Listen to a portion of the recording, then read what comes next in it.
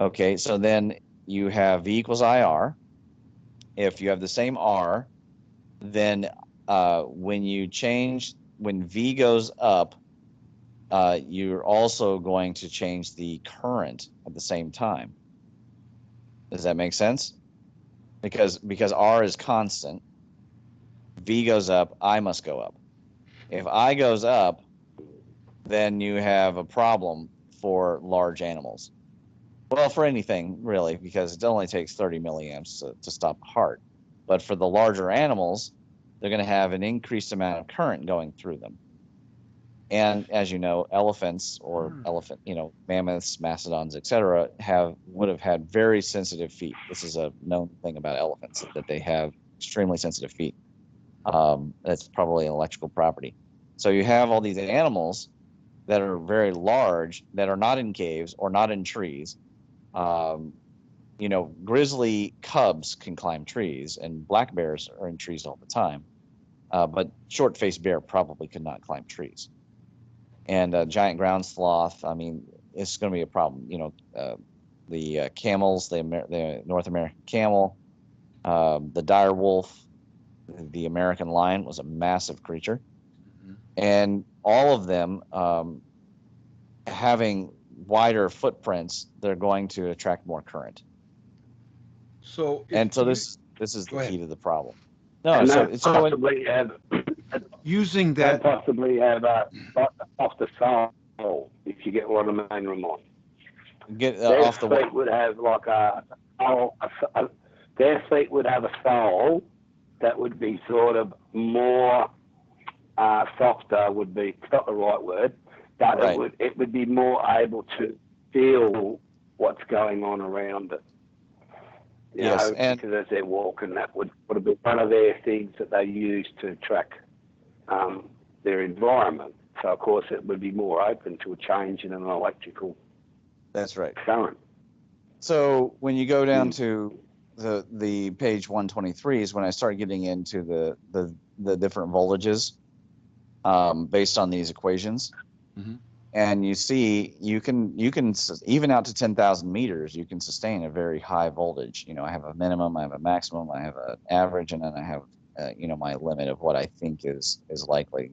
So you're still at 3,000 meters. You're out at 10,000 meters. I mean, these are rather large. So then I step through about the 10 milliamps, 30 milliamps, etc. Quote. So you get down to table 14. And you can see where do you see the milliamps start to drop off, and depending on the way you interpret the potential, the set potential here, we have a 3.5 meter footprint for a Columbian mammoth. I mean, the way I'm interpreting it is that at 5,000 meters, you can still kill a mammoth. That's over 10 feet. Correct. They were big. But and mastodons were smaller. But when you have something, and this is a single pulse. Remember, the concept here is a single pulse. If you have a continuous pulse, like these Lichtenberg formations in Kentucky, and this maybe the Higgs Dome, certainly the Rakat Formation in the Sahara Desert, probably the Devil's Tower and Ayers Rock in Stone Mountain, Georgia. Now this would be negative electricity, right? Well, it wouldn't much matter in terms of the heart. That's not gonna make a difference. The current is all that's going to make a difference, because you're going to disrupt the natural current of remember the charge distributive networks of the body. They work on the continuous propagation of a proper signal that comes from chemical ion interactions. And now if you go introducing charges from the environment, those charges have fields, and those fields interrupt the charge distributive network circuits inside the body. And so when you pump the ground, if you have a continuous circuit, you're pumping the ground full of these charges. You're creating an environment that is unhealthy, even if it doesn't kill them immediately from step potential. It's just not a healthy environment for living creatures until that charge dissipates. And again, we do need cylindrical modeling for this. But I think this is pretty good, using these guys. It's solid work from Uman and them, and the Don Garnett for the grounded protection. And, we get a pretty good idea that these thunderbolts, single pulse, could kill at thousands of meters away. Thousands. They say about 2,000 meters is about a mile. Right. They say that earthing is healthy, because electrons are good for it. Kilometers to the mile. Right. Yeah, and so the Palladian thunderbolt that's here is 1,840 meters wide. And when Thomas Jefferson asked the Delaware chief what happened to the megafauna at the Big Bone Lick of Kentucky, this is where American vertebrate anthropology or archaeology began. It was in Kentucky. In fact, Thomas Jefferson used to send for mammoth and mastodon bones. They'd lost an entire boatload into the Ohio River. Huge amounts of bones. Yeah, but this was before Lewis and Clark. Oh. He was sending off for these. He was fascinated with what happened to him, and he asked, and this is at the beginning of this paper. If you want to read the quote, I'll make sure there's nothing else here in this that we want to look at the set potential. I mean, you get the point, right? They can go out a lot of ways. It brings one question to my mind. It might be a dumb question, but if that's true, then if you stand in the yard with your feet wider apart, you'll receive more charge. That's correct. Well, you'll receive more current because you have the same resistance. So that would be better. So lift 1 foot. If your hair starts to go up, just lift 1 foot, because you can't outrun a lightning bolt, but you can reduce your set potential. So look at page 4 is the thunderbolt itself. And the quote. Oh yeah, right. The quote with Thomas Jefferson is on page 2, and I'll read it while you show people the thunderbolt itself. Okay, Thomas and that's Jefferson, on 4? Yeah, that's on 4. So Thomas Jefferson is often referred to as the father of American archaeology. Is fascinated with both mastodons and the Ice Age Americans. Unlike Franklin, speaking about the Big Bone Lick of Kentucky, Jefferson was convinced that people lived in the Americas at the same time mastodons were living at Big Bone Lick.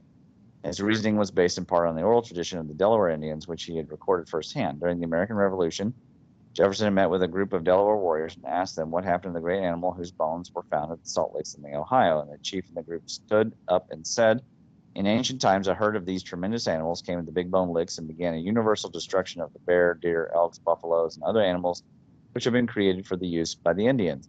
But the great man above," that's Zeus, "looking down and seeing this, was so enraged that he seized his lightning, descended on the earth, seated himself on a neighboring mountain, on a rock in which his seat and the print of his feet he hurled his thunderbolts among them till the whole were slaughtered, except the big bull, who, presenting his forehead to the shafts, shook them as they fell, but missing one at length, it wounded him in the side. Thereon, springing upon, he bounded over the Ohio, over the Wabash, the Illinois, and finally over the Great Lakes, where he is living at this day."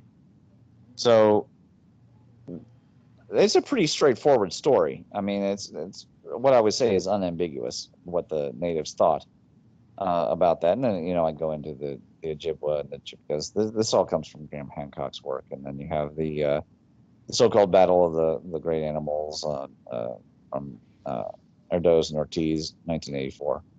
And so we have now the Thunderbolt, the 56 craters in the octagon. To see the octagon, just turn your head a little to the left, and then it becomes more obvious, because it looks like a circle, like a bad circle when you're looking straight up and down. I remember. Just turn your head left a little, you can see the octagon. Yes, you can. So that thing is huge. Basically a mile across. How much of the ground around it was pumped full of charge, and in all directions, and that's a single pulse. You take the Grand Canyon or something like that.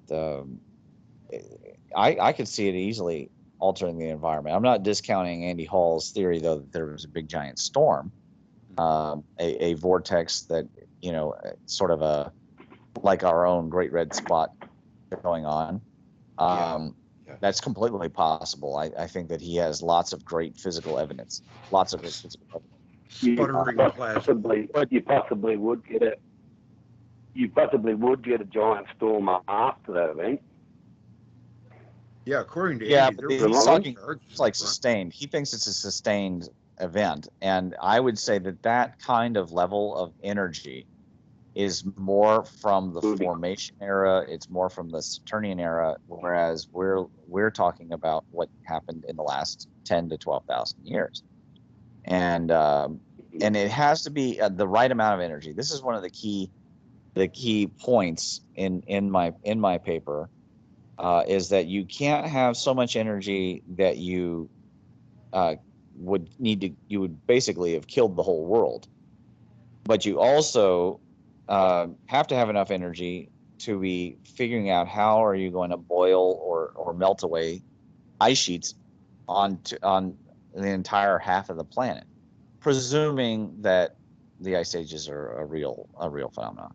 There's some arguments against that, but yes, there is. But let's just go with it and say there was 2 miles of ice in above the Hudson Bay. How do you get rid of that? It's not going to be a comet. Period. It's just not. No. Well, but if you had energy going in there, well, you've got that photo up at the moment with the blue line. If you had energy going in there, that would run down, eventually looking for a point to come back. All right? So and if there was ice above it, it would be getting fairly warm down there. Why did you cut out? Start melting the ice. Are you still there, Ramon? Yeah, I'm here. Yeah, you disappeared for a minute, Grouch. A little bit didn't come out, but most of it did. I think it was saying. Right. The return current. If you had an energy go through, the current would go through and look for takes the shortest track, doesn't it, Ramon? Right. Not necessarily the shortest. The most convenient. It's the most convenient. Where the resistivity is the lowest. And if you had and it would generate, I suppose, heat, right? And that would melt ice from underneath. If I may digress for 1 second, I just want to blurt this out. It looks as though that, from what I say, that lakes all look like they're in some kind of a line. It looks like though maybe some kind of an astronomical body took that course across the Earth and there were discharges, and that's what caused the lakes. Now, see, that was the argument that I have in the paper. I do want to point out on page 19. Page 19. Yeah, on page 19, I show the difference between, in Kentucky here, 2 known bolide strikes. Very famous Middlesboro crater because there's a city in it, and the Cumberland Gap is there, so that's a historically. And then Jeptha Knob, which is a smaller strike. Both of them oblique. And then comparing them with this Thunderbolt, where you can see that there is no major bow shock and there is no oblique strike. This is very clear evidence. And then I step through and I go from there. So you get to the Hudson Bay craters on page 22, and you compare that with the Chicxulub crater. The Chicxulub crater has the bow shock. It has the lower central raised period, but the Hudson Bays, the elevation's higher in the center. So I cannot see how these could be the results of comets. Okay, the Chicxulub crater is clearly something physically landed there. You can see the blasting out. Well, isn't that atypical of a lightning strike in the middle? I couldn't understand both of you guys. I know. I'm sorry. Go ahead. Okay. Sorry. Has that actually been boiling there? Like molten? Like really, really It hot? looks like something was melted and it dried, or it cooled. But this looks like lightning strikes or thunderbolt strikes because it often has a mound in the middle. Yes. And that's the important stuff from Yelverson's work. I forget, there's more tables here, and I go over the different I want to. I think we'll skip the next table. There is some cool stuff in there. There was something yeah. that you had brought up in it. Oh yes, the pathways, right? Yes, yes. Somewhere in here, I do describe the moon's pathways, the way how it meanders. There's more legends. Oh, the Lichtenbergs of the knobs are on page 81, if you want to see them. 81. Okay. Yep. Yeah, and these are the places where the knobs are the strongest in their Lichtenberg formations. And they're not just, I'm going to have to go through this. This looks really cool. I did once before. That's why I noticed that comment that everybody thinks is a snake. Yeah. Oh yeah, Lichtenberg. Yes. yeah, you can see how it's flat, and then the Lichtenbergs are just going out from that point. You can see what's fluvial, the normal fluvial, but to call this upthrust is absolutely ridiculous. There's nothing upthrust about these are Lichtenbergs, but then they're all at 900 feet. And then I go through some of Andy Hall's stuff, and talk about Barringer Crater and the octagons again. Go back to the octagons, talk everything about the octagons, various hinges and stuff. This was an early work that I had done, so it's got a lot of stuff. I had to put a lot of things in, and now everything can be a little bit more spread out because there's plenty of work. Oh yeah, so page 110 is where I start proposing. Well, 109 is where I had calculated how many. Well, I guess it's actually 108. I'm calculating how many Vadras it would actually take at full distance, half distance, third distance, quarter distance of the moon to where it is now to actually boil Antarctica, and you can see it's actually not that many. The further the distance, if you're able to create an arc, you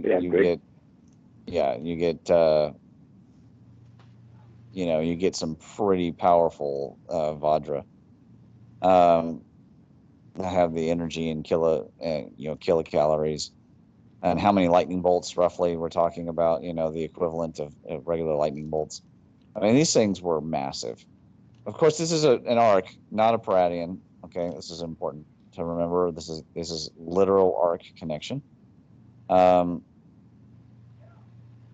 you get down to on page 110 here. I'm proposing an idea of like how this would have actually happened, where the moon comes in closer, approaches, and you have a massive spike in the electric field, and then goes out, and now you have a scorched moon face, and it comes in, and now it begins finding, and then it gets closer again, then it goes out to orbit. So exactly this kind of idea of a passing over is exactly what I'm proposing in this paper. The moon was the most convenient vector that I had at the time, because I didn't have a star exploding above us, right? This was presuming the same star that we have now, back when I wrote this paper. But now we can look at it and say, well, there might have been multiple things that came along and scarred the Earth, because everything has got different scale. The Grand Canyon is of a different scale than Ayers Rock, and of the Paradian Thunderbolt here called Big Sink, and the lake, the Great Lakes of North America. They're all different scales. So if you have different scales, the most thing I immediately think of is different potential power levels. And that could be created by changing distances or the physical actual size. Because there was a time that we were briefly near to Neptune. And how that happened is that we were going around Shamash. Shamash then splits. We're still going around both. And then Shamash proto-Saturn outgasses and forms Neptune, and now we're going around 3, and they're getting further and further apart, and we're at first pulled in towards proto-Saturn, but at some point we have a touch with Neptune, and I think that's about the time based on the Ramayana's description of this giant blue monster with one eye and no head, that that was about the time mankind started heading for the hills, so to speak, going underground and getting into underneath the dolmens, and ceasing any kind of agriculture. And then from there, and then after that, we were nabbed by Jupiter, and all that's the new paper, which will come out. I'll have it out sometime this year. Seeing that that's the moon, and it would probably maybe have been the last thing to come close to the Earth. I would think the people would have saw it coming and known to take cover by then. Well, they did. It's in the Enuma Elish. It's in the Enuma Elish. The Watcher moon is installed. Marduk himself comes and he smashes Tiamat's head, breaks her lover in half, and smashes Tiamat's head, and then installs the moon as a watcher over the corpse. So yes. It was bad days, bad days. Yes, indeed. I'm trying to remember. So it might be in the moon, the M plates. I've got some really good examples. What timeline would you be looking at there, Ramon? What now? What sort of timeline? What sort of timeline? Well, when I wrote this, like how long ago would that have happened? Yeah, so the war, the Clash of the Titans appears to be between 7,000 and 9,000 years ago, and then the Marduk taking over about 7,000 years ago, and then who knows how long exactly the reign of Zeus would have lasted, but I think it could not be any more recent than 4,000 years ago, probably more like 5,500 years ago. And then you have Venus and Mars, and I think that Velikovsky starts to become correct about that time, that I think it's reasonable to say 3,400 years ago to 4,400 years ago was the Venus event, and Mars-Venus interchange, and then that the Mars coming near to the Earth was probably 800 to 1,000 years ago, and kicked off the age of the warring states in China and wars all around the world, the end of the gods. I think that's all correct. The Neptune, I think, is probably between the Tepe period and the megalithic period. I think it is the defining characteristic of the archaic period. Why we could not perform above ground real agriculture. Why we had to grow trees and then go hide in the caves, and then come out and pick the trees, then go back into the caves. In Kentucky, there's lots of caves, so that was not too hard for people to do. Cherokee known as the people of the caves. What do you think is the reason that we have caves? What caused them? Well, I don't know if the Kentucky caves. Of course, the Kentucky caves are the longest in the world. They have plenty of signs of fluvial activity. There's not a lot of formations. There's a few. The ones that have formations are knobs, and they're probably created electrically. But most of the caves are basically long river tubes. There's a lot of water in Kentucky, and we have the most waterways outside of, say, like Alaska, because that's such a large place. But here they're historically important. These waterways are really, really incredibly important. So, was there transmutation in these caves? Maybe.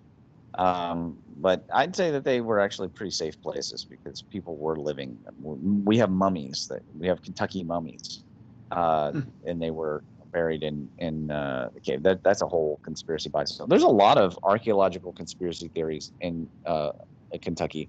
We actually know more about the Mayans and the Aztecs at this point than we know about the people that were here. Probably because of the wars and maybe because of the cataclysms. Certainly something interesting happened also, at the Great Serpent Mound, and all of that leads to more mystery for the entire region. Because when you have a point like that diagram that Greg's got up, of course, you'd also be getting a lot of earthquakes. Which page? Which page? I can't see. So that one he's got there now with the moon going close to the Earth, page 110. Oh, yeah. Author's idea of Earth-Moon intercept path. All right. When you had those sort of occurrence, you would be also getting a lot of earthquakes, possibly, and even volcanoes. Yep, and mega tsunamis. Yeah, it would not be a pleasant. This, of course, is not to scale. This is just a concept of how. But when we look at how the moon moves, even still, like I mentioned with the, when we look at the predicted pathways for the next 50 years worth of eclipses, there's nothing regular about the pattern. This is a belief people have in their head, but there's just nothing showing that kind of actual repetitious behavior. The computers help us to model that, and so we have a really good grasp on when the eclipses are going to happen. But for a long time in ancient history, they really didn't know. And you could at one point in China, if you didn't predict it, you're an astronomer and didn't predict the eclipse, you would lose your life, because it was considered absolutely vital information to know. Survival, of the empire or of the kingdom sort of information to know. Mm-hmm.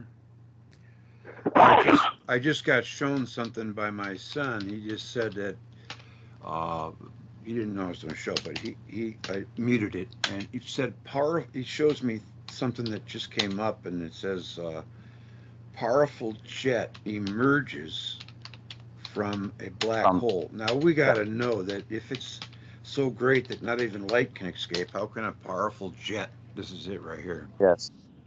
That's what I was referring to. Plasma. Right. It's got to be a plasmoid. Yes. It is, and they're peeing on us without calling it rain. Mm-hmm. It's really an embarrassment that we're getting to this stage of lies. But what can you do? It's the arrow, and I guess you would say. You can't deny physical proof right there that if not even light can escape and it's belching a plasma jet, it's not a black hole. Right. Period. There you That's go. it. End of game. Checkmate. Yep. But they still stay obtuse. Andy Hall's, I just want to, before we close out that paper, Andy Hall's arc blasted images. Yes. That's page 152. You can 152. See 152 and 153. Those are some layered depositions. Again, those are waveforms. So I think he has really great solid evidence that there was this giant storm and large electric connections. It's just that if you have energy of that scale, okay, that is going to wipe out not only megafauna, it's going to wipe out everything. Mm-hmm. I mean, this is going to the amount of electricity and the heat and the winds, and that is just not what we have for the Younger Dryas. I am certain that it happened in a more Genesis sort of formation period of the Earth, and so that's why it's important to me that we differentiate between what Andy Hall's looking at, what I'm looking at, and then what like the Salt Dome and different people are looking at. There's just different.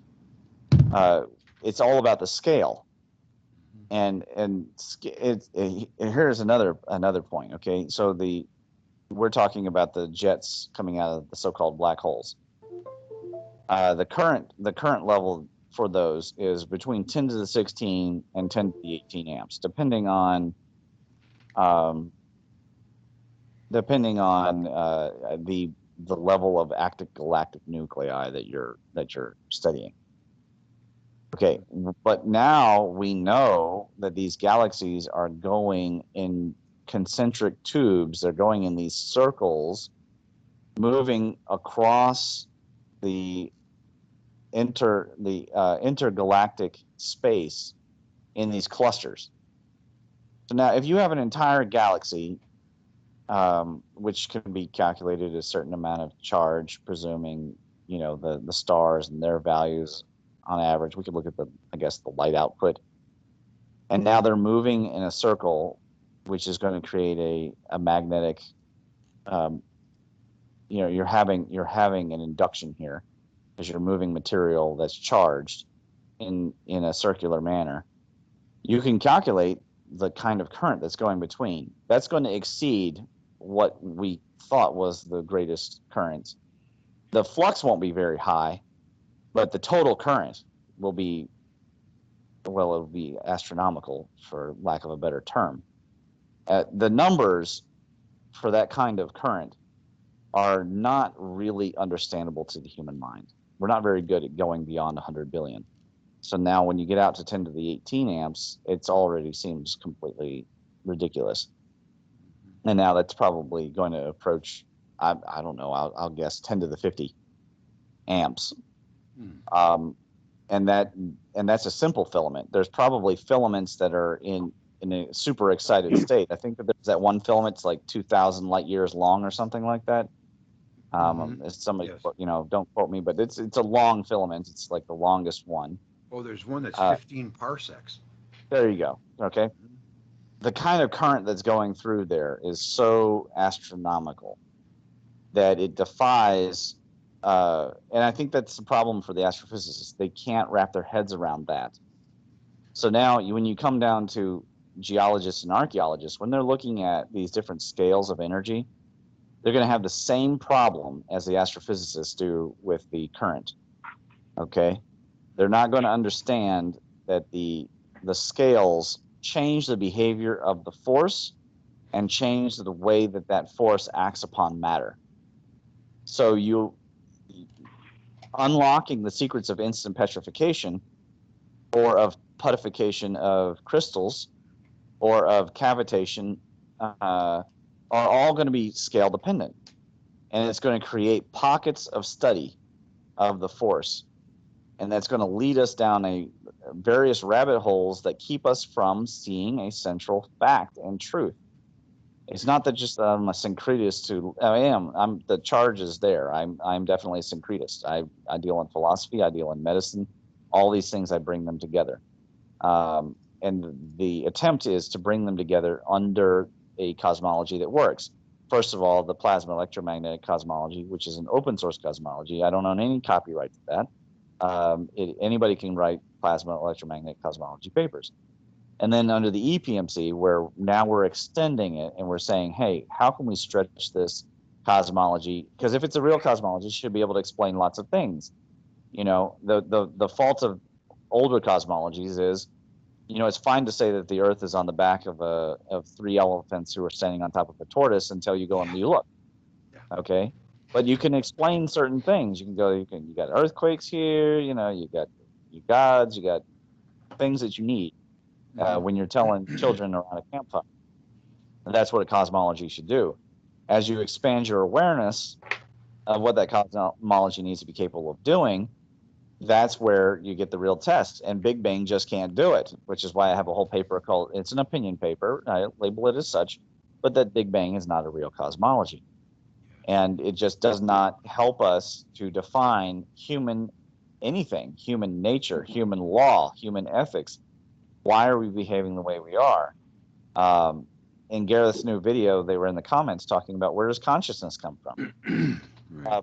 Our cosmology needs to talk about that. It needs to actually go beyond, because all I've done is talk about the charge distributed networks, and now I'm writing about IQ assets, but that's more of a strategy paper. It's not really an EPMC paper technically.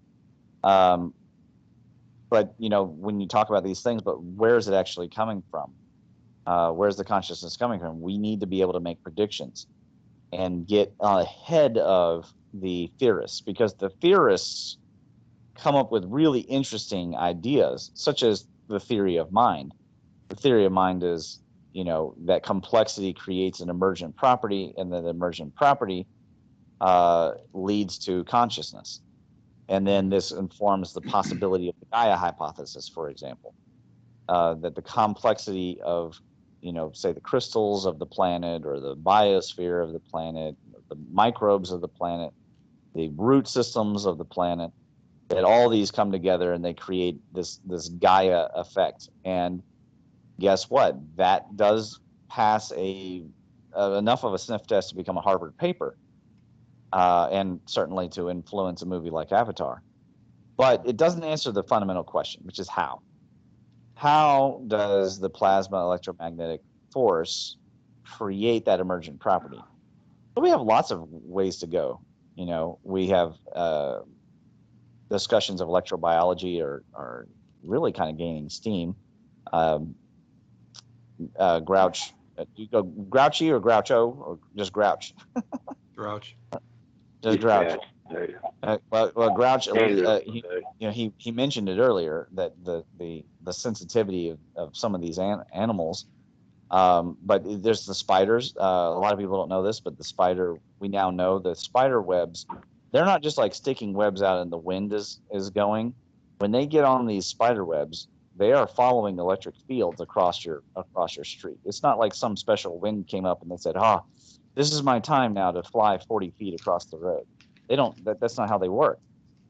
They're sensing an electric field, and then they are setting out their line, and they are catching charges, and then using those charges to float. They are levitating across the road. It is not a special wind that is coming along and carrying them across the road, just them and no one else. The spider is laying an antenna, and it is knowing how to do this. And birds are riding these thermals. How are they finding these thermals? They don't have IR goggles on. They're finding electric currents and electric fields. And this is the time for mankind to get this, because if we don't get it, we're going to end up in World War and set ourselves back another 10,000 years. Absolutely. And they won't even find us. They'll still find the remains of the Great Pyramid. But they won't even find New York City by the time they figure this out. So it's really vital that the right cosmology actually win, and it's not just vital for our survival here, but for the accomplishment of our so-called destiny. If in the Chinese concept of destiny, by the way, you don't always reach your destiny. In fact, frequently fate robs you of your destiny. Like Bruce Lee, like fate robbed him of his destiny. Mm-hmm. There was destiny left in his data stream. So the world was quite sad when he died young. So it's not a given that mankind will terraform Mars and Neptune and Venus and take water from Europa and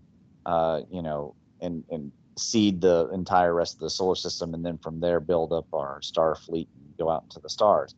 That is not some kind of promise any more than it's a promise for the Asiatic lion to survive and conquer all of Asia again. It has shrunk down to we may Ramon, lay the groundwork for whatever comes next. Well, I hope so. I absolutely hope so. Always be the case. Realistically, if we just say, yeah, you might not achieve it, we might not achieve it. But if we haven't been total selfish, we've left the groundwork for the next whatever. You could put that into modern life. You try and leave something better than what you were given. Well, that's a good point, but there was a time in between whenever the Egyptian scientists were really truly figuring it out and creating electric fields and using Crookes tubes in order to light their way through tombs, and then the Dark Ages. I mean, we've got to think a little bit more forward, because if we approach things the same old way and just kind of wait and see, I wonder if we will quite get it, in time. But regardless, now is the time for us to make a strong push against lying narratives, whether they're pseudosciences that I guess attract young minds who are skeptical minds. It's reasonable for them to be skeptical. They've been lied to for the last 30, 40 years, right? Greg, you just mentioned the black hole thing, right? They're lying outright, And so when people hear those lies, their soul registers that, and then they go and they look, and they end up being flat earthers or something. And so now's the time to push back against that, because the electrogeology is coming into place, the electrobiology is coming into place. The astronomers are proving a lot of things for us, which is nice, because then the heavy lifting is done by them. They are trying to steal credit too, but they're going to do most of the heavy lifting for us. And then you get to the mythology and the cross mythology. There's going to be a lot of hard work there. And if this stuff can come together into a more cohesive manner, then we might be capable of actually getting people hooked back into the juice again. And when we got them hooked into the juice last time, we had industrialization and the world changed. I mean, it truly fundamentally changed. I was talking, so one of my new papers is the MEMS, the membranous interface of the material and spiritual. So it's a philosophy paper. And I was talking with my student about it. And, Thomas Edison, he tried over 700 times to get the light bulb working. He really, really, really wanted it to work. If you went back in the old days and, to the days of the Bible, and then say, okay, asking ye shall receive. After 20, 30 times, everybody would be saying to him, God does not want you to do it. In fact, it may be actually a work of the devil, or, you maybe shouldn't do it. It's illegal. Maybe we should burn you at the stake. Okay. He had to go through 700 trials to get this thing to work. And then it changed the world. This interface of the material and spiritual is of vital importance for technological and innovation and design.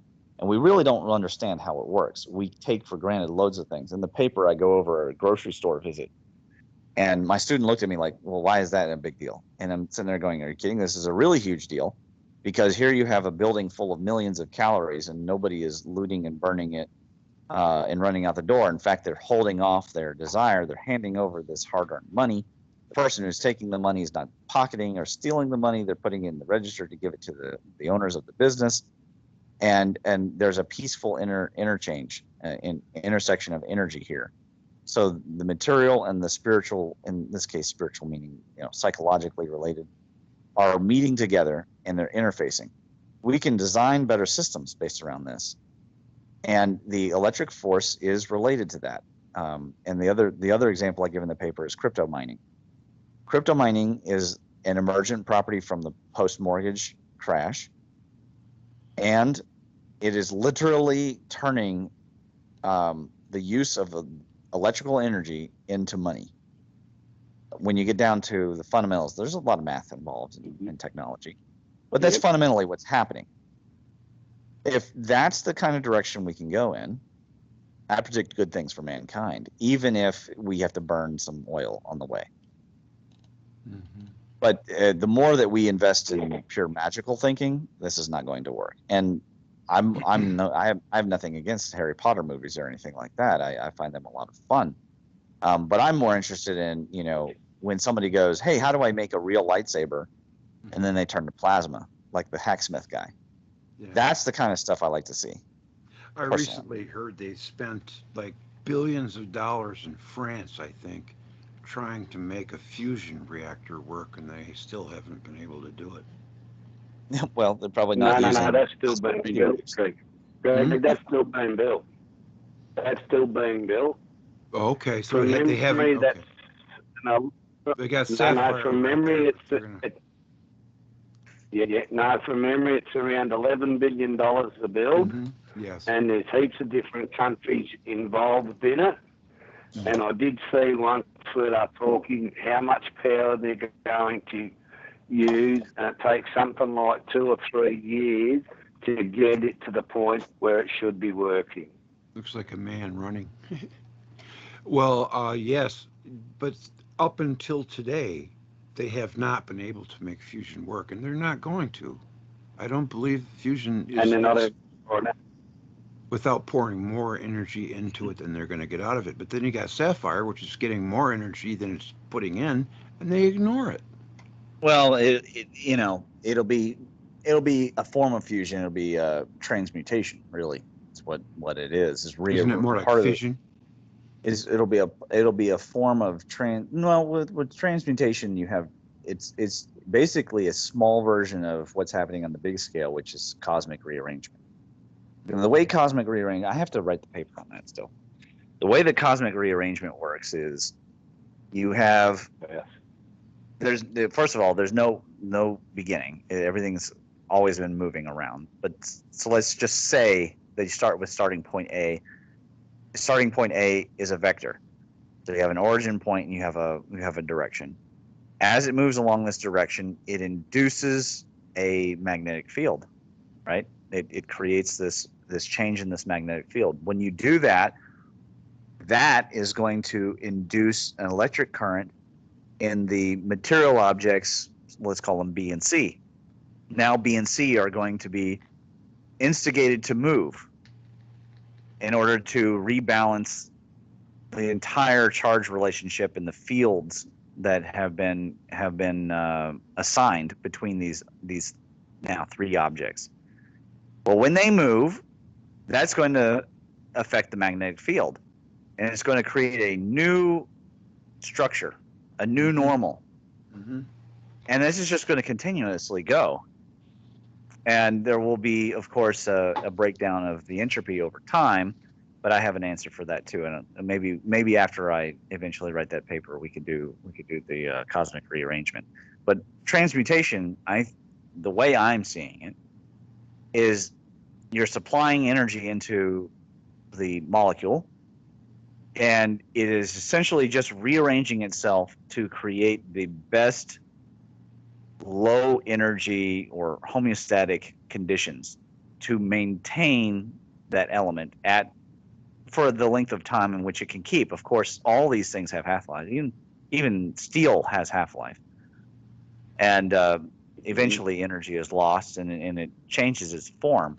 So I think that we will find fusion, but the fusion will be based on two things. One, this cosmic rearrangement or transmutation principle, and two, the spongy counterspace. And the spongy counterspace is where the source of the energy is coming from, ultimately. Some people have called it the void or 0 point energy.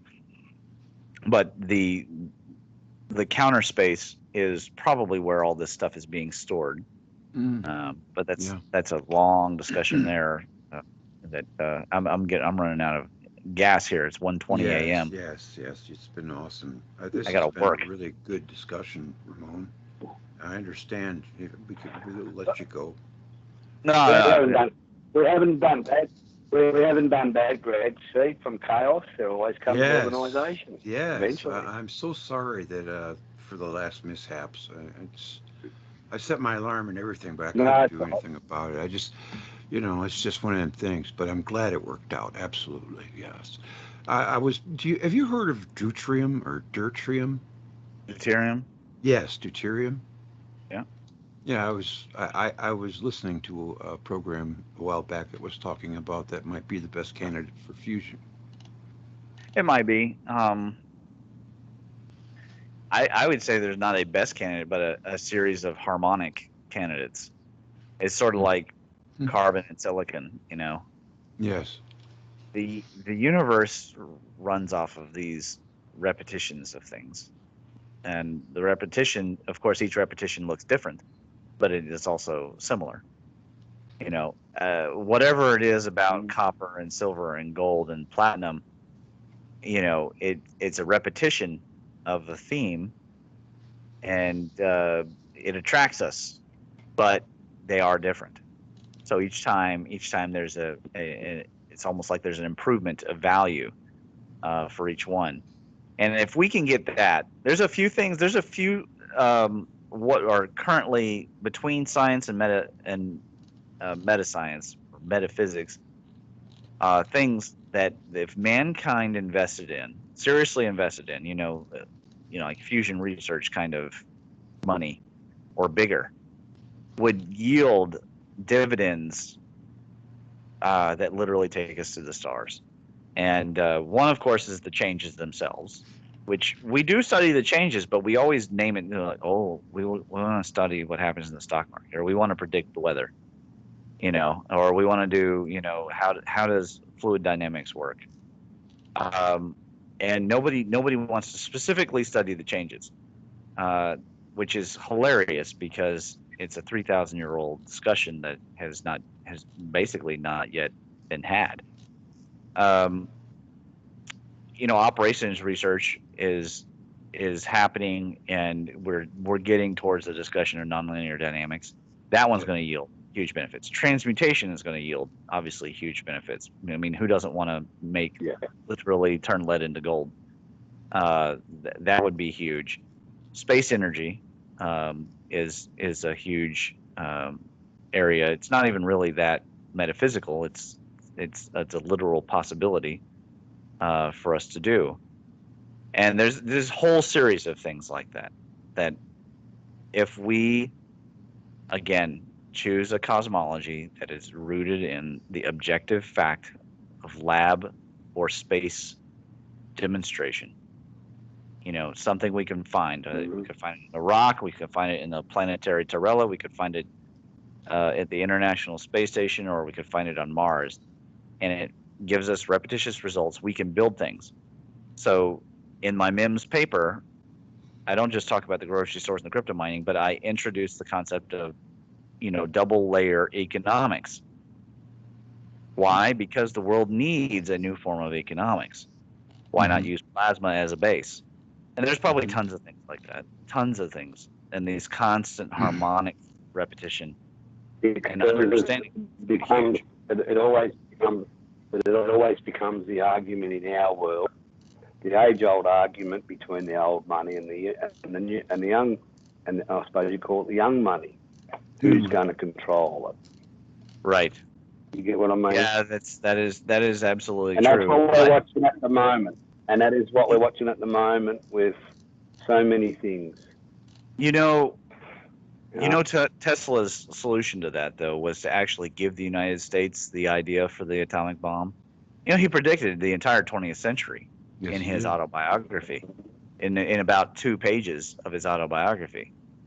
And he chose the United States to give this to, because he wanted to create something that would dissuade world war. And that's very smart. I think that, yes, who controls the first Palladian Thunderbolt generator will be a big deal. But eventually,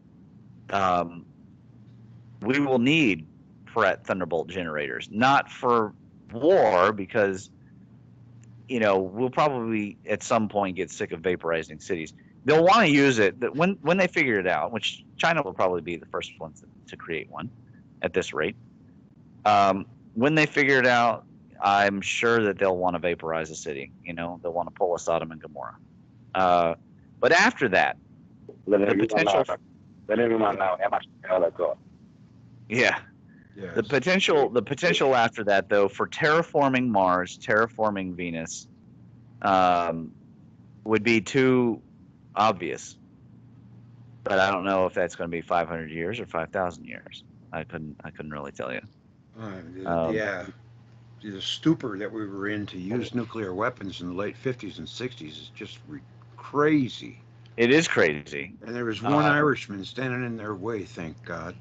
But LeMay and Lemnitzer and all those generals, they wanted to use the bomb. They wanted to bomb everything red.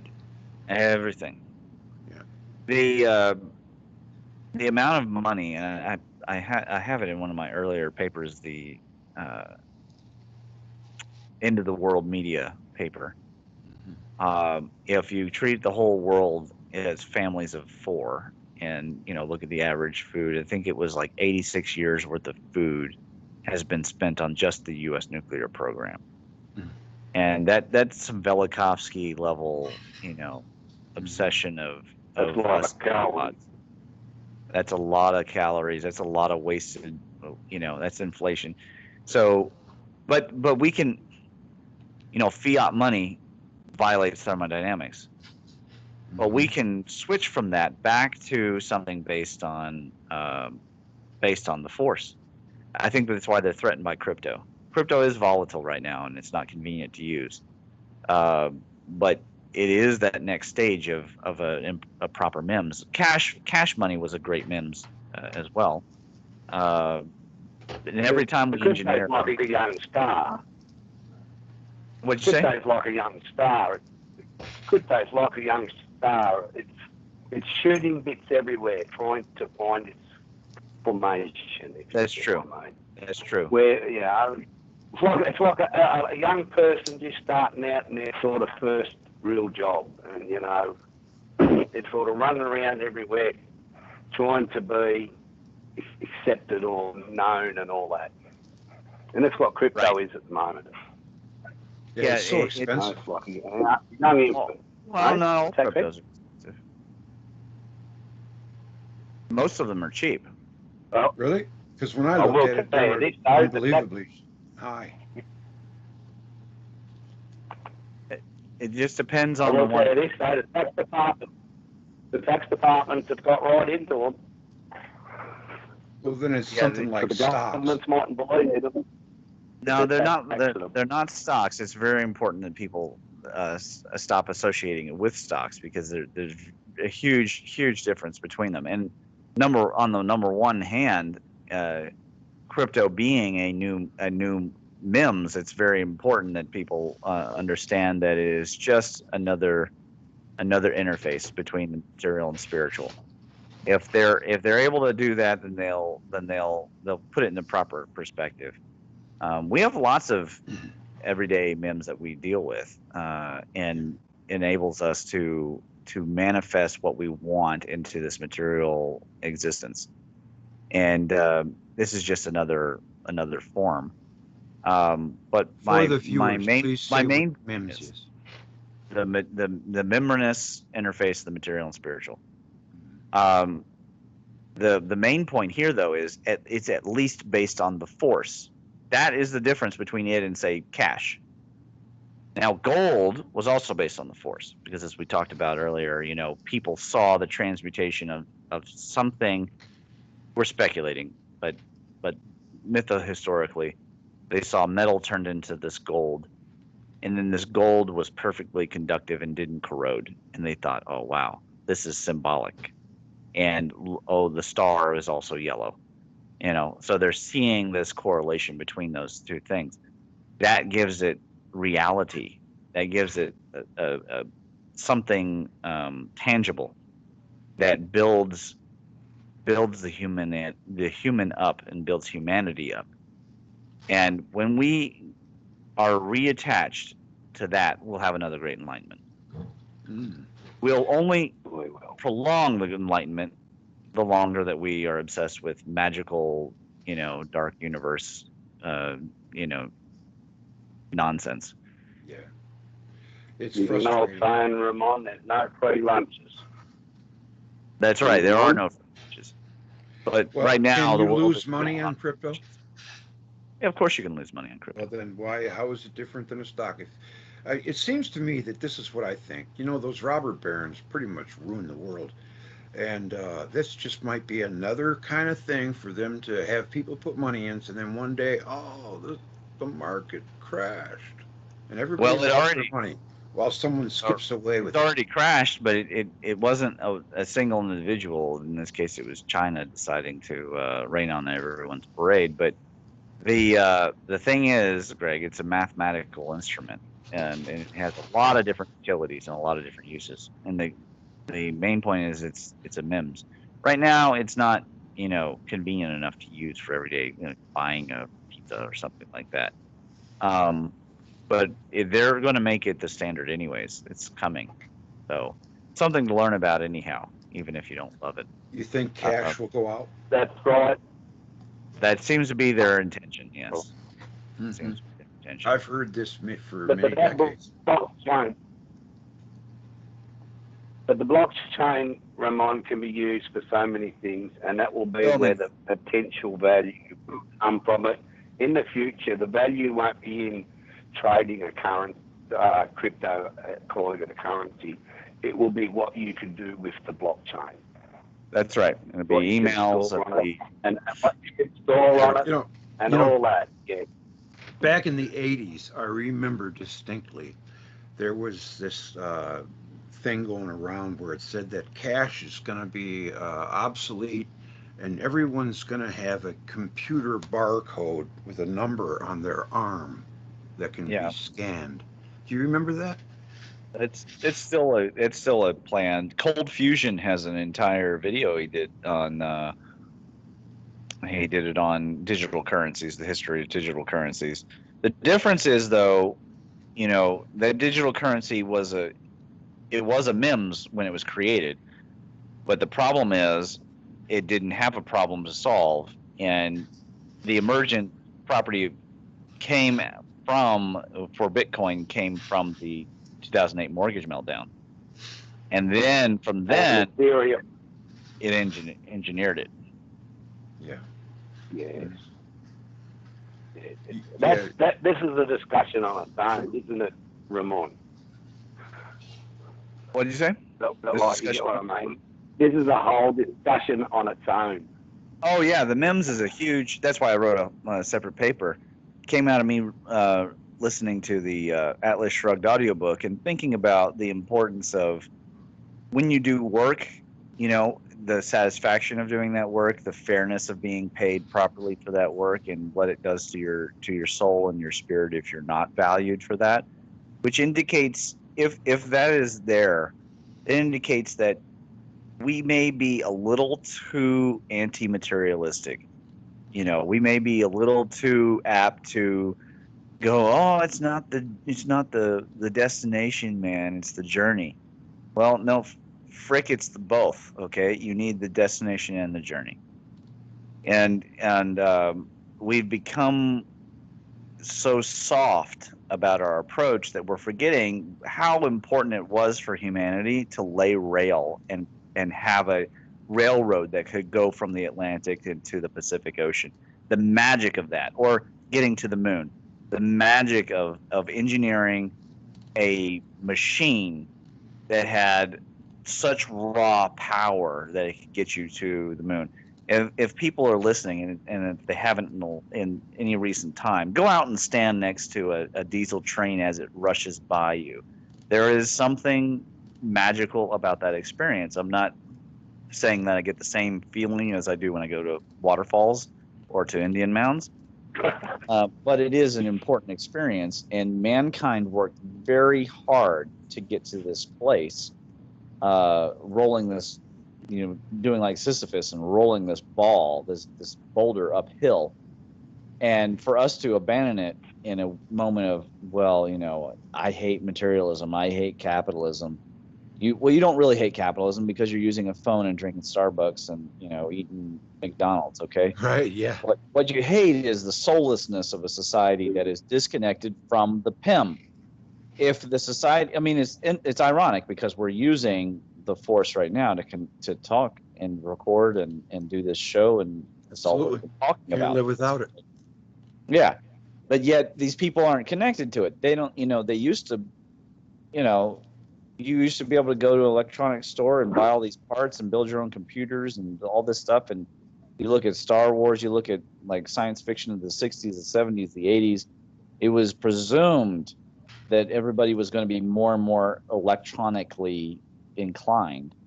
You can watch Keanu Reeves and Johnny Mnemonic, and he's like putting together this hacker suite and he's putting all these pieces together. And I told my son, I said, man, I wish that's what we had turned out to be, the internet. I wish that's how it turned out to work. Instead, it's gone all software. The internet got wrecked when they commercialized it. Remember? Well, it was the internet got wrecked. Got ruined the way it was commercialized. If you could get what I mean by that, is you Google search something now, the first page of it's just all ads. That's and then true. you got to click, right? When it first came out, you Google search something, usually very quickly you could find something along the lines you were looking for. That's what I meant by the commercialization of the internet has allowed it to become concentrated power to a couple. So this is going back to, again, the whole point of the MEMS. When Google was in early MEMS, it provided a tangible value.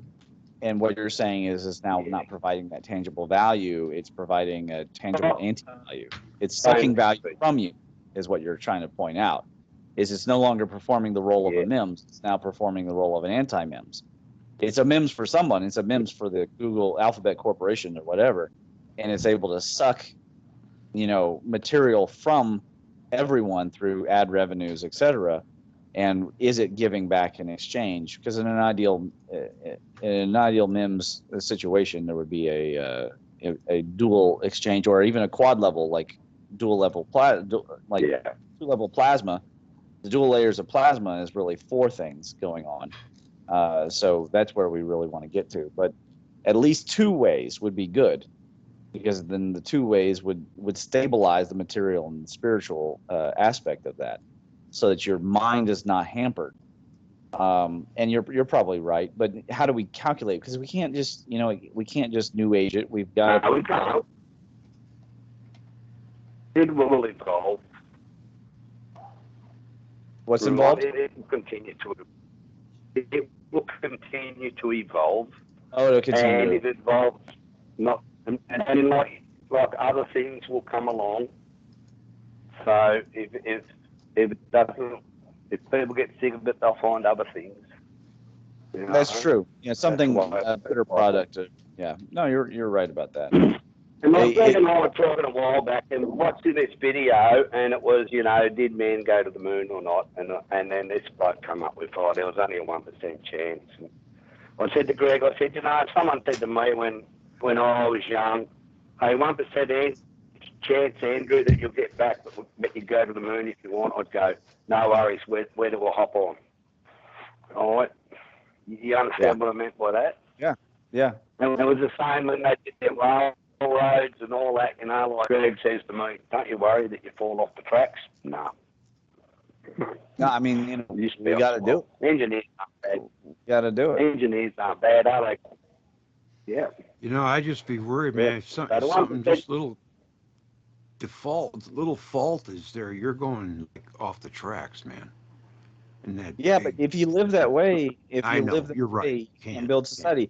If you don't have the man walking on the beam at 800 feet above or however tall the Empire State Building is, then you don't have the Empire State Building, which means then you also don't have the Sears Tower and the Burj Khalifa and all the Taipei, and if you don't have those, you don't have the mega structures that can house 10,000 people. And if you don't have those, you don't have the dome cities on Mars or the moon bases. And it all builds upon. Because people need to take chances. And if the man starts walking on the beam young enough, he knows no different. That's true. Yeah. Right, Ramon, I couldn't get up and walk on a beam today, but I could when I was 17. Well, that great Walinda guy fell off a high-rise tightrope in his 70s, so met his end, just going a bridge too far. Well, he knew what he was, he knew what he was getting into. But his point is exactly correct. If we want people to get into the PEMS, this is no joke. I like talking to you guys, but I think that we're all probably past our prime. Mm-hmm. Okay, it's the young people that got to be in PEMS. That's right. And they've got to be explained to why the Big Bang is nonsense, and they've got to be, and it's got to be patient, and because they're going to regurgitate whatever they've been told, and now they're going to get it even worse than us, because we grew up on like Discovery Channel and Carl Sagan and that kind of stuff, right? And Bill Nye the Science Guy. Okay, they were peddling nonsense because they didn't know any better. It was nonsense for them too, and it had been nonsense for the last 70 years. Okay, but this young generation, they're getting Android and Apple feeds of just the worst sort of schlock that has nothing to do with science. I mean, and they catch on so fast too. Yeah, and so they're going to believe it, and then they're going to decide that that's how that really works. There's water on comets, and the sun is a fusion, and black holes spew out this nonsense, and we will have to patiently explain why that isn't so, and why it's important, because it is actually important how the electronic works. It's not just Right now, they're only worried about, was it going to give me cancer? You know, it's going to give me, you know, corona or whatever. And they're getting back to magical thinking. I had to debunk. I had several alt stream people. They were like, "This COVID's caused by 5G. COVID's caused by 5G." So I went and I looked, and it's not caused by 5G, and it was easy to prove. But you know, it was such an easy narrative for these people to believe because they were already skeptical of the mainstream. And I get it, you're skeptical of the mainstream, but there is a scientific process. You have to put a hypothesis, you have to test the hypothesis. Okay, if you don't do that, that's not science. You know, that's just magical thinking. You know, and this is a common problem, and you know, you can't build a society that way. You know, because then all you have are people who are skeptical that railroads even exist. I mean, we're going to get to that point. Okay, people are going to say that railroads are, you know, don't exist. So the mind trickery that's happening is getting to a level of mental gymnastics that's unbelievable. And pretty soon people will start demanding that we destroy the modern world in order to return to a tribalistic life. And that's what's happening now. It is happening now. But it's happening from like more of a communist socialist level. I'm talking about full on, you know, commune style, even worse than commune, like all the way back, you know. And then you know, the irony is they won't want to rip out hearts to Venus. They'll be ripping out hearts to Wonder Woman. And they won't know that Wonder Woman is Diana and Diana is Venus. The thing I noticed about today's system is when you're talking about, you know, well, let's go back into the commune. Yeah, that's all right. But it seems to be there's a lot of them that want to be part of the commune, but they don't really want to do any of the work involved. They've got to make sure they've got to do all the work for them. And that's the big problem I see on that side of it. Is if you're going to be part of a commune, that's well and good, but you've got to realise if you want to be like Diamond doing his permaculture and that down there, if anyone measured the hours of a day that he's using growing his own food and doing all that to be independent, he spends a lot of time doing it. Exactly. Right? And you'd understand what I mean, Ramon? Yeah, exactly. Anyway, no, I completely agree. You tell us back then. I'd like to get back to electromagnetics if we could, because we're kind of digressing here. Well, we're not completely digressing. Remember, extended plasma cosmology. The point is that if people are connected to the PEM, then they will work energetically, and they'll know why they're working energetically. This is how we can probably surmise the Great Pyramid was not built by slaves. I mean, when Qin Shi Huangdi forced slaves to build his Great Pyramid, as soon as he died, they quit. You know, so why did they keep building the Great Pyramid of Egypt? They did it because they were engineers and they cared, and they knew that there was something interesting happening here, and Birkeland found out that these currents coming from the poles were going to the 30-degree latitude on his planetary Tarella. So he spent his time down in Egypt, and what's at 30 degrees? The Great Pyramid. And it had a cap that was electrum, and it was clearly an electrical power plant. So, you know, this was a labor of love in engineering, business, and art. In a fully PEM, they should be related to each other and unified together in a PEM-based society. And that's what we had in the late 1800s and the early 1900s, all the way up through, you know, the beautiful science fiction of the 1960s and 70s. That was the hopeful science fiction, right? It was the Arthur C. Clarke kind of stuff, and it was all based in this understanding that this force was going to take us places, and it will. It's just that right now we're kind of I don't know, mass delusion. I don't know what you would define it as. It went off but there's the pockets. We're just on the downside of the cycle. We're on the downside of the cycle. It went off the radar screen in '57. It went black.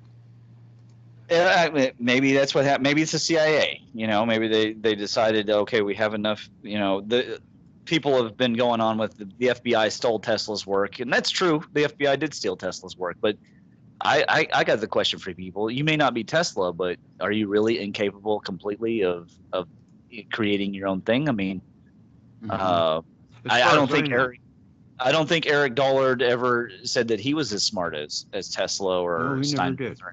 And yet he accomplished. Yes. And so if everybody got involved, I get it. You know, like I have family members. They're always going to be nurses or work in restaurants or whatever.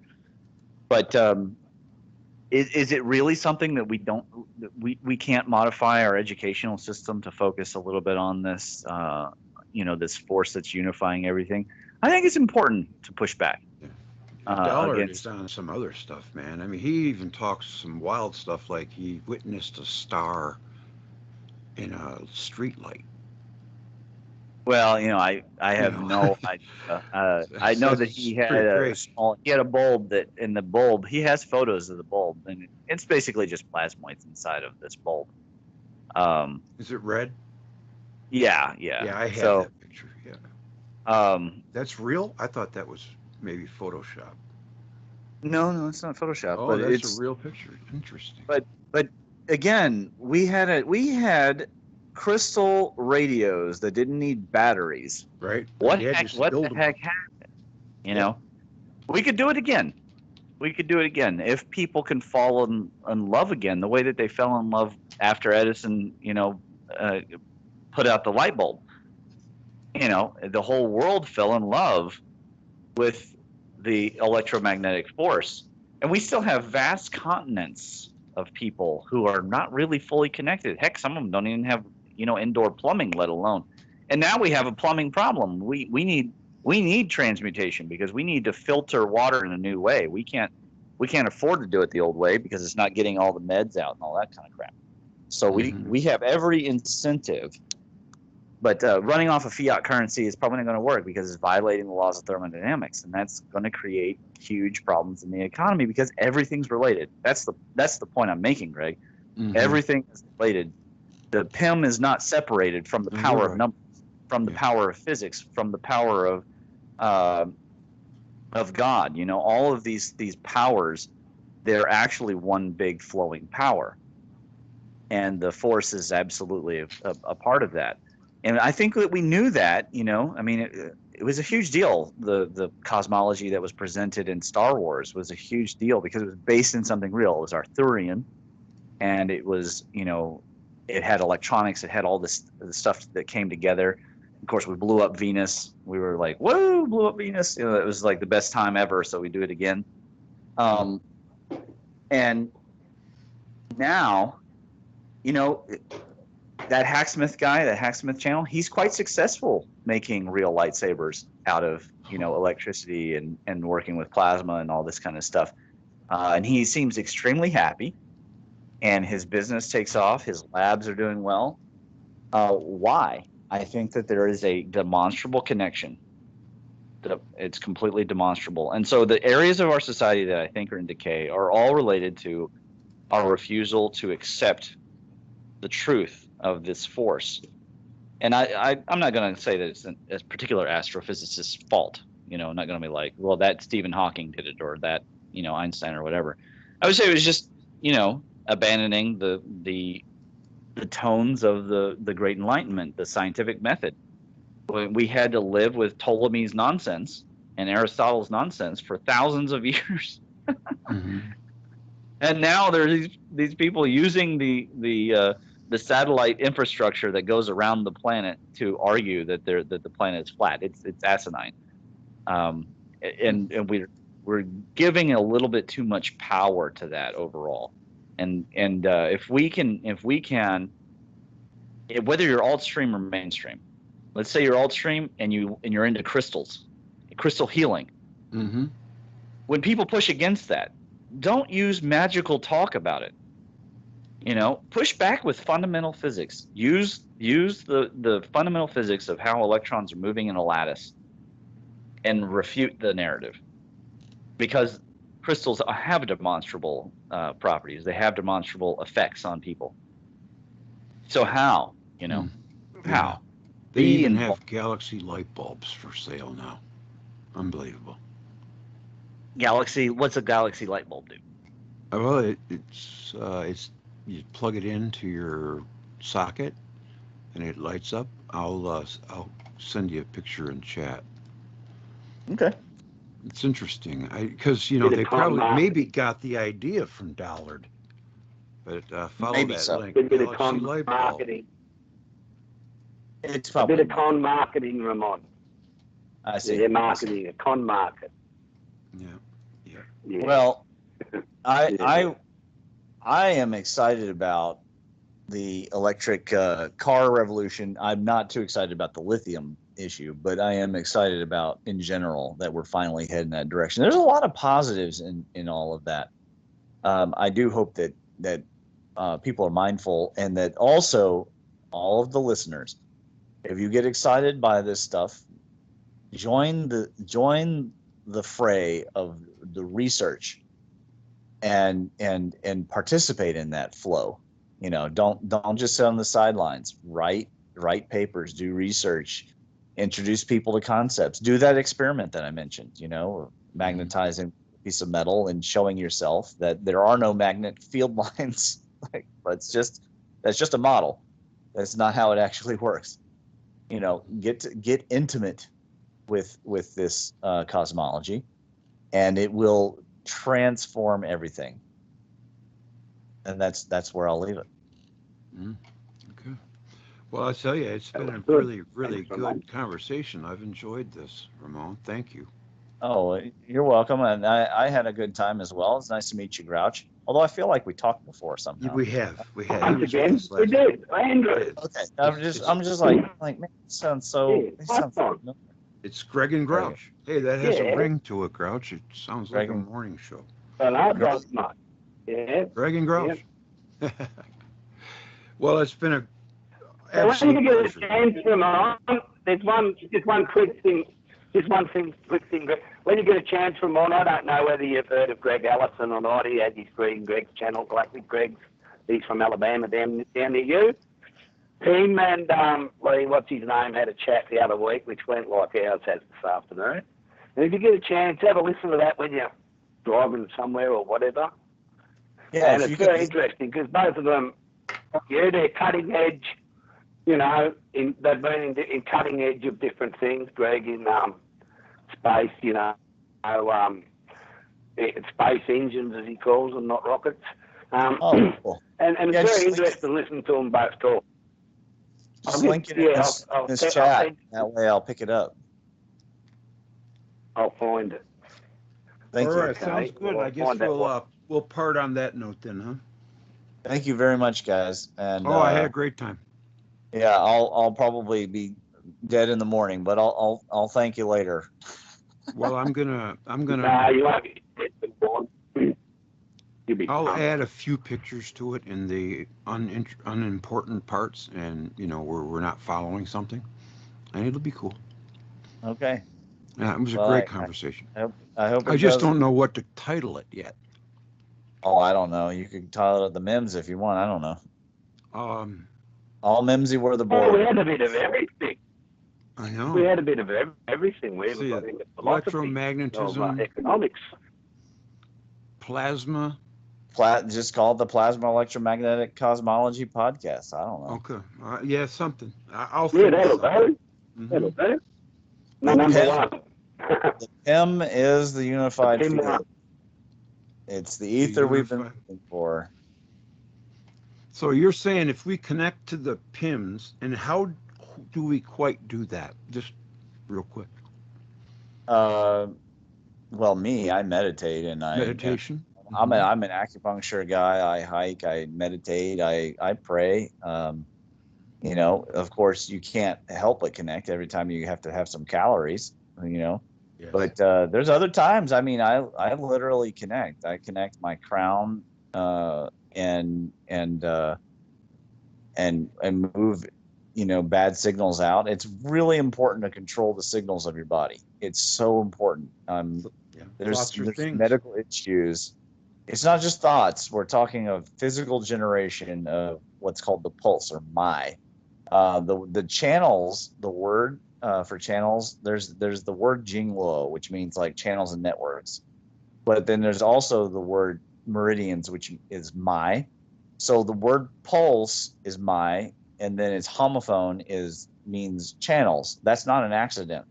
So to generate this signal properly in your body, you have to utilize your channels, and then your channels have to rely upon a healthy signal.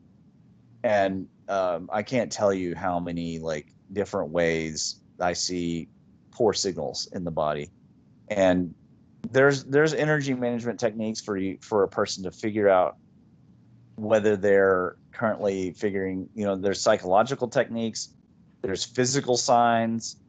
That would be a very mind-blowing podcast if I were to unleash on you the everything from that medicine. Hello? That would be awesome. Let's have that one Monday. Yeah, that would be a pretty that'd be a pretty insane podcast. Yeah. But I'm always down for talking. Well, the only thing that worries me about it is people with low faith. When people don't believe, Jesus ran into the same thing. So, and it makes it difficult because you want to help people to increase their signals, and they have a hard time believing that a guy like me, like I, could avoid rotator cuff surgery or meniscus surgery and all these things by just using the energy. Yeah. And I would be glad to talk about it. It's just that I don't know how much people will be willing to listen. If they would be willing to look at my research, then maybe they'll be closer to being able to believe. But it's pretty funny. You stick metal into somebody's body and people are like, does that do anything? I'm like, of course it does. You're sticking metal inside someone's body and their nerves are going to go crazy. What do you think? I mean, there's going to be some kind of effect no matter what. Yeah, you have a lot of people that just think that's a bunch of malarkey. I know they do. And it's sad because I'm like, so they're either ethnocentrists or they just have a lack of imagination. But right. Or they're afraid. I mean, the Chinese have an average IQ of 105, but they're just doing this thing that doesn't do anything for thousands of years. Come on now. I mean, what the hell kind of thought process is that? Oh yeah, I've heard a lot of things about that. They built these giant ships thousands of years ago. Have you ever seen those ships? You mean the boats? Yeah, they look like aircraft carrier. I mean, they're just huge. Yeah, they're huge. Ancient, but they're not scientific enough for us. It's a common bias that I run into, and it's not that I'm not willing to talk about some of the higher end, but it gets pretty, I would say, pretty soft or woo, in order to get into it, because now you're getting into the quantum, getting into entanglement and synchronicity, and and it gets hard for people to imagine that you could really entangle and you can have an effect on people at a huge distance. I mean, like over time and space. Just today, I was worried about a friend. He's actually the friend that called while we were on call. And, I was worried about him. And so we were doing Qigong in the Tai Chi class, and I mentioned his name. And when he started calling me. Okay, but he lives in San Diego. Yes. So that's the same thing remote viewing works on. Exactly. And I think, yes. Him as well. Some people might ask, how is it that you can meditate and gain knowledge because you're only within yourself? Well, the question is, can you call it knowledge? I don't know if I would call it knowledge. I would say, for lack of a better word. You can gain gnosis, wisdom. But I don't know if knowledge. Yeah, wisdom, yes, but yes, wisdom. Yeah. Real wisdom comes with experience, but you can gain some wisdom. You can download information, but I don't know if download information is exactly knowledge or wisdom. It's a scientific fact that meditation betters a person in many ways. This is true, and I can explain how, but I don't know if it has anything to do with wisdom or intelligence. No, I'm tired. I gotta go to bed. Okay, that's another show. Yeah. All right. Well, thank you for your thank you. It's 4 p.m. here. I'm lucky, aren't I? It's been great. 2 a.m. here. Yeah, he's got to go to work. We got to let him go. Have a good night, fellas. No, it was a pleasure. And don't leave this one another 3 months. Hey, what do you reckon, Greg? Yeah. No, we won't wait another 3 months. We'll get together soon. Anytime. I'm always ready. It's good to hear from you again, And Josh. I look forward. All right. And I look forward to when you're on there with Rex. The next time you're on with Rex, say, oh, you had to talk to these two fellas the other day, and there was no ads, Rex. It'll be a good one to throw it in. All right. All right. Take care. Okay. Good night. Bye. All right, bye. Bye.